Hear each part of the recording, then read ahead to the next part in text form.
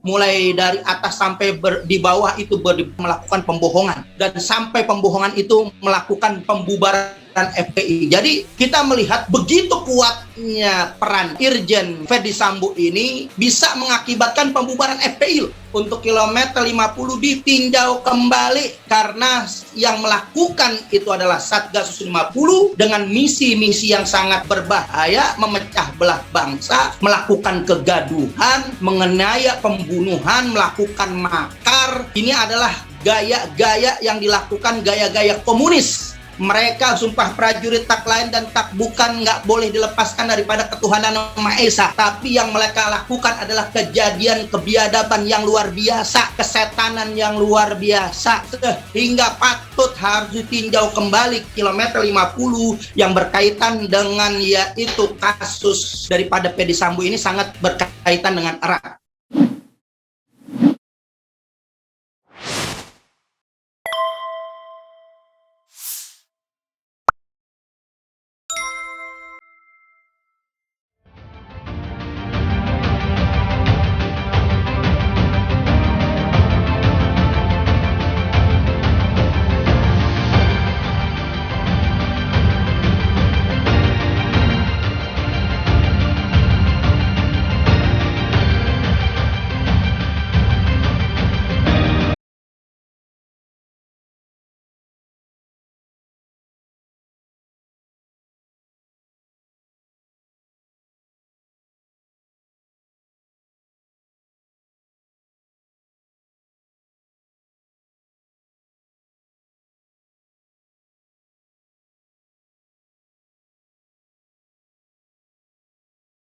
Dari awal kita melihat sudah banyak kesamaan demi kesamaan. Dan ternyata luar biasa, Allah sudah berkehendak mengabulkan doa-doa kita. Karena setiap malam Jumat saya juga punya majelis ya, majelis zikir. Nggak pernah berhenti mendoakan untuk Habib Rizik, kemudian orang kita termasuk juga para suhada ini 6 laskar FPI. Saya ajak orang tua saya, keluarga saya tiap Jumat khusus itu munajat, zikir, menitip pada TH kepada para arwah, para suhada, kemudian keluarga-keluarga, dan juga nggak pernah lepas kita sholawat Allahumma sholli ala sayyidina, sholawat asgilin itu kita baca terus. Dan kita juga minta doa kepada Allah Subhanahu wa Ta'ala, Habib Rizik diberikan kekuatan, kemudian juga para orang tua laskar diberikan kekuatan untuk sampai kepada mereka orang-orang zalim ini benar-benar dihancurkan. Dan itu kita nggak pernah lepas putus doa itu, karena kita melihat memang ini ada kezaliman yang luar biasa, sehingga Allah Subhanahu wa Ta'ala nggak pakai lama langsung Allah jawab, nggak tanggung-tanggung loh. Dalam sejarah kepolisian Republik Indonesia, seorang perwira tinggi yang begitu jejak, begitu karirnya melesat dengan cepat. Bayangkan, melesat dengan cepat, begitu juga melesat dengan cepat ambruknya seorang Irjen Polisi Sambo. Karena kenapa? Karena kebiadaban. Karena kita melihat sudah biasa melakukan kebiadaban yang diduga memang melakukan kebiadaban terhadap para suhada 6 laskar ini, sehingga untuk melakukan hal yang lain dia lupa anggotanya sendiri, pengawalnya sendiri, begitu juga daripada tim khusus Satgasus Merah Putih sendiri, dia lupa, dia tembak dengan menyuruh anak buahnya dengan cara yang sama. Saya yakin yang mengeksekusi daripada pembunuh 6 laskar itu bukan Sambo, anak buahnya. Ini juga dilakukan dengan yang sama, sampai sebegitu samanya dengan menginstruksikan, padahal bisa dilakukan oleh daripada Irjen Polisi. Dan ini diduga adalah pembunuhan berencana, karena kalau kita melihat dari CCTV itu digiring. Mulai dari Magelang itu ada 2 tayangan yang kita melihat di salah satu stasiun TV 6 menit, ada juga yang sudah dipotong 3 menit yang sudah mengarah ke Jalan Duren 3. Ini nggak jauh loh, ngomong-ngomong perkara ini nggak jauh dari rumah saya. Saya cuma letak Duren 3, saya di seberang. Jadi tahu lah ya saya di situ Duren 3 itu. Jadi nggak posisinya tahu dari mulai Saadat Tudarain itu ke kiri itu langsung Duren 3, kemudian masuk kanan itu udah langsung Komplek Polri.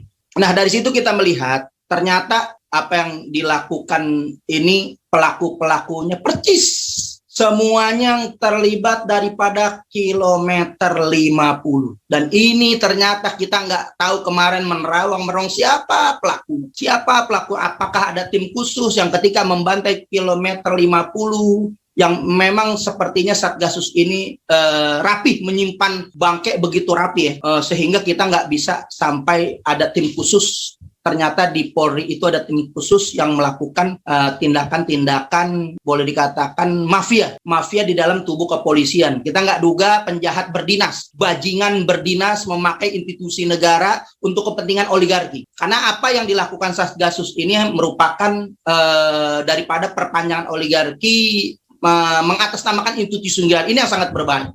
Karena itu melindungi daripada kepentingan oligarki. Masalah yang penting negara ini mungkin juga kasus daripada pemilu yang 700 KPPS ini mungkin diduga kerjaan Satgasus juga. Begitu juga masalah kriminalisasi ulama, judi online, sampai pemalsuan pelumas, segala narkoba, kemudian situs-situs yang lain. Ini ada di penanganan khusus Satgasus 50 yang dipimpin langsung Irjen Sambo. Ternyata Allah kuat. Ternyata apa yang mereka tampilkan ketika konferensi pers, ada di situ Hendra Gunawan selaku daripada Karo Paminal, bintang 1 yang memamerkan diduga itu sangat bukti palsu yang memamerkan celurit. Kemudian juga ketika konferensi kilometer 50 juga ada ketika itu masih Maijen Dudung Abdurrahman yang juga memegang senjata samurai. Dan tak lupa lagi ada 2 bukti palsu yang betul-betul kita nggak pernah yakinin Laskar itu punya senjata api. Jangankan senjata api, senjata tajam saja nggak boleh. Boleh dikatakan ketika lagi mengawal Habib Rizik, jangankan senjata api, senjata tajam, pentungan aja standar daripada pengamanan nggak dibawa, nggak ada itu. Karena memang tujuan kita ketika mengawal Habib Rizik bukan untuk perang, bukan menghadapi medan perang, hanya kawalan biasa saja, mengawal daripada dakwah imam besar yang memang ketika itu ada kejadian atau tidak kejadian, memang sudah ada iring-iringan seperti itu, hanya mengawal sebagai bukti kecintaan, bukan untuk menjaga Habib Rizik. Karena kalau untuk menjaga Habib Rizik itu memang harus diperlukan dalam ancaman yang sangat serius, mungkin harus diperlukan senjata, tapi nggak pernah, karena kita nggak berhadapan dengan masalah yang betul-betul berbahaya. Jadi kita anggap yang biasa-biasa aja gitu. Laskar juga mengawal yang biasa-biasa aja. Nah, ternyata apa yang ditayangkan di situ, tim-timnya itu ternyata itu adalah tim Satgasus Merah Putih yang mungkin diduga Irjen Sambo ini selaku Satgas Merah Putih pasti menerima order, bukannya otak pelaku tunggal. Nah, ini yang kita mau kejar. Otak pelaku tunggal itu daripada kilometer 50 siapa, dan otak pelaku tunggal daripada pembunuhan Brigadir Joshua juga itu siapa. Karena mungkin ada komunikasi, karena sangat kita lihat kedekatan daripada Irjen FS ini dengan Irjen Fadil Imron itu sangat dekat. Seemosional, sejiwa, mungkin sepenanggungan, sependerita sepenanggungan, karena mungkin satu tim dalam Satgasus Merah Putih yang sebegitu luar biasa mesranya, itu luar biasa sebagai dukungan. Kita melihat sebagai dukungan moral dan sebagai simbol bahwa ini adalah bagian dari gue. Mungkin kalau bahasa Betawi, ini bagian dari gue. Lo jangan macam-macam sama bagian dari gue nih, si Irjen Polisi Sambo ini, lo jangan ganggu gue, ini bagian dari gue. Itu adalah simbol bahwa dalam lindungan Fadil Imron, si Irjen Polisi Sambo, maka kita melihat satu tayangan itu sudah ada 2 tim Satgasus Merah Putih yang memang sudah diduga kuat melakukan daripada cerita-cerita bohong, pembuktian palsu. Itu harus dijerat, itu harus dibuktikan. Dan ternyata bohongan itu diulangin padahal yang menjadi korban anggota kepolisian, dia sama bikin kebohongan kali ini. Nah, ada satu lagi, ternyata tim Satgasus Merah Putih ini yang saya duga bahwa Irjen Polisi Sambo ini menerima order untuk kasus 50. Nggak mungkin Irjen Polisi Sambo mengambil inisiatif tindakan sendiri. Akan tetapi mungkin ada order daripada petinggi-petinggi yang di atas daripada Irjen Polisi Sambo ini. Nah, ketika itu Irjen Polisi Sambo ini mengerahkan 30 anak buahnya sebagai kapasitas tupoksinya Kadif Propam. Kadipropam ini Irjen Polisi Sambo ini kita melihat itu melakukan investigasi terhadap daripada 6 pembunuh, 6 daripada 6 laskar yang syuhada, itu mengerahkan 30 anak buahnya. Tapi aneh bin ajaib, bayangkan ada 6 laskar yang syahid, dibantai dan dibunuh. Tidak pernah ada jerat sanksi apapun.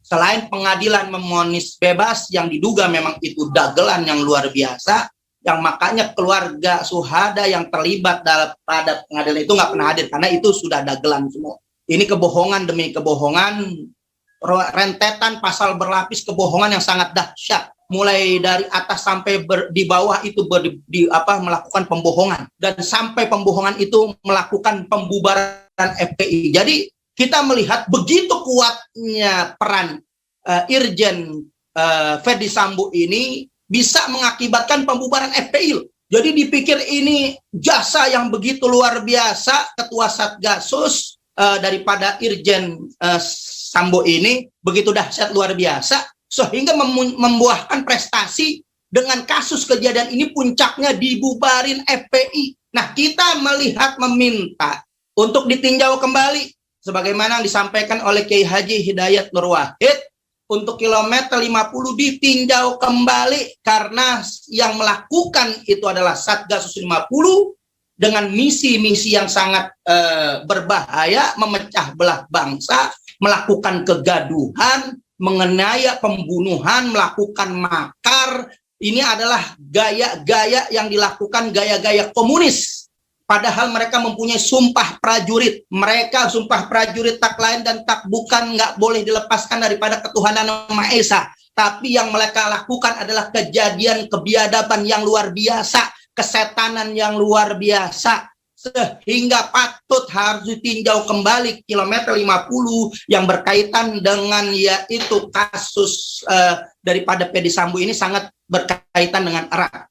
Nah, untuk itu kita meminta bukan saja daripada yang dicopot daripada Irjen Ferdi Sambo, akan tetapi juga karena yang dinonaktifkan itu adalah Kapolres. Kapolres ini nggak mungkin nggak melaporkan kejadian ini kepada Kapolda. Karena masih wilayah DKI Jakarta, maka pasti yang namanya Kapolres nggak berani melakukan tindakan sendiri. Dan nggak mungkin berkoordinasi dengan langsung dengan Irjen Sambo. Kenapa? Karena bukan tupoksinya, bukan wilayahnya. Karena Irjen Sambo ini adalah Kadipropam yang bukan menguasai wilayah. Nah, yang menguasai wilayah DKI Jakarta adalah Fadil Imron. Sekurang-kurangnya Fadil Imron tahu apa yang dilakukan, menghilangkan barang bukti dan penyampaian berita bohong, pasti Fadil Imron tahu. Dan ini menyembunyikan, dan Munarman itu dijerat karena menyembunyikan informasi. Nah, ini Fadil Imron juga bisa dijerat pidana karena menyembunyikan informasi, mendukung daripada informasi sesat, kebohongan. Nah, itu harus dinonaktifkan juga yang namanya Fadil Imron, selain daripada karena keterkaitan itu. Nah, Ferdi Sambo ini juga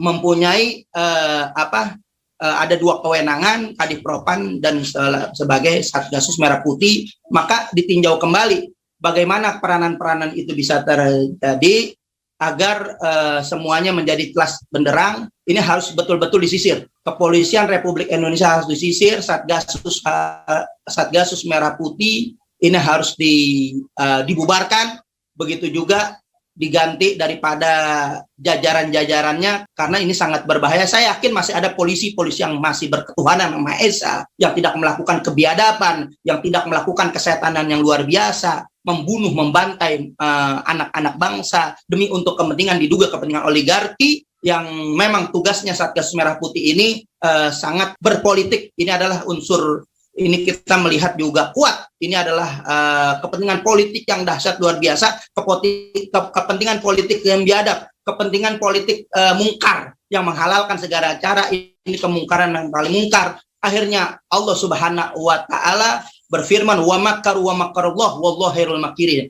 Wallahu khairul makirin. Barang siapa yaitu berbuat makar, maka Allah akan sebaik-baiknya pembalasan makar kepada mereka. Nah, kita melihat doa-doa kita para ulama yang mereka berselawat mendoakan kepada pemimpin kita, begitu juga mubahala yang dilakukan oleh daripada orang tua suhada kilometer 50 yang rasanya sulit kalau kita pakai dengan kekuatan kita. Apa yang kita punya? Institusi juga pemerintahan bukan, justru FPI justru malah dibubarkan. Tapi kekuatan doa itu Allah Subhanahu wa Ta'ala saat ini tunjukkan kekuatan yang begitu luar biasa. Segitu sejarah dalam paling parah kepolisian hanya ada di rezim ini. Seorang Irjen Bintang 2 bisa melakukan pembunuhan yang boleh dikatakan hal yang sepele. Boleh dikatakan hal yang sepele, tapi membongkar yaitu tragedi berdarah kilometer 50. Karena kita melihat anak buah yang biasa, yang mungkin melakukan kebocoran dan mungkin diduga memang ada. Kalau tadi apa yang dikatakan oleh Ahmad Hosinuddin, dugaan-dugaan ada asmara Duren 3, mungkin ada yang dikatakan oleh Mahfud MD, yaitu ini adalah urusan motif orang dewasa. Sebenarnya dalam kasus hukum nggak ada yang perlu disembunyikan, harus terbuka, transparan. Padahal Mahfud MD juga meminta untuk semuanya, termasuk presiden harus transparan. Harusnya transparan juga. Kalau memang ada jerat-jerat asmara di situ harus disampaikan. Mungkin asmara segitiga, mungkin asmara segi 4. Karena ada dugaan yang kita baca berseliweran, ada dugaan Irjen Polisi Sambo terlibat asmara dengan Kalita katanya. Ini nggak tahu ya, ini kan hanya baru dugaan berita-berita yang saya baca begitu. Ya. Nah, mungkin juga ada dugaan antara Putri dengan Brigadir J juga. Jadi bisa ada asmara di antara segitiga, di antara juga segi 4 gitu. Nah, mungkin dengan Allah Subhanahu wa Ta'ala membuka kasus seluruhnya. Habib Rizik dituduh fitnah dengan chat-chatnya, maka di situ terjadi juga Allah balas dengan ada unsur-unsur penyelewengan atau perselingkuhan di situ ada. Kemudian kilometer 50 yang dibantai. Itu ternyata Allah tunjukkan juga lewat Brigadir Irjen Sambo ini terbuka daripada pembantaian yang dilakukan oleh orang-orang yang memang semuanya termasuk dalam Satgas Merah Putih. Dan mungkin saya sudah membaca bahwa Brigadir J ini termasuk Satgas Merah Putih dan mungkin terlibat langsung Brigadir J ini dalam kasus kilometer 50. Artinya dengan salawat kita Allahumma sholli ala sayyidina Muhammad wa azgilin zalimin bil zalimin, orang zalim disibukkan dengan orang zalim dibantai dengan orang zalim. Karena Satgasus Merah Putih itu bagian seluruhnya terlibat langsung ataupun langsung, yang pasti mereka mengorbankan daripada 6 laskar, yaitu FPI yang dibantai, yang memang jajaran-jajaran itu semuanya masuk terjerat dalam kasus Brigadir Joshua, termasuk juga daripada Irjen Polisi Sambo yang 2 jabatan itu, kemudian juga termasuk daripada orang-orang yang membantai kilometer 50. Mungkin itu yang saya sampaikan. Mudah-mudahan dengan apa yang disampaikan ini menjadi jelas bahwa Allah Subhanahu wa Ta'ala nggak tidur. Allah Subhanahu wa Ta'ala memberikan janji-janjinya di dunia, dan Allah Subhanahu wa Ta'ala memperlihatkan kebatilan demi kebatilan Allah perlihatkan, dan Allah Subhanahu wa Ta'ala saat ini memberikan kepada umat Islam suatu support kepada umat bahwa kebenaran yang kita perjuangkan Allah akan sampaikan kebenaran-kebenaran kepada orang-orang yang benar. Mungkin itu yang saya sampaikan.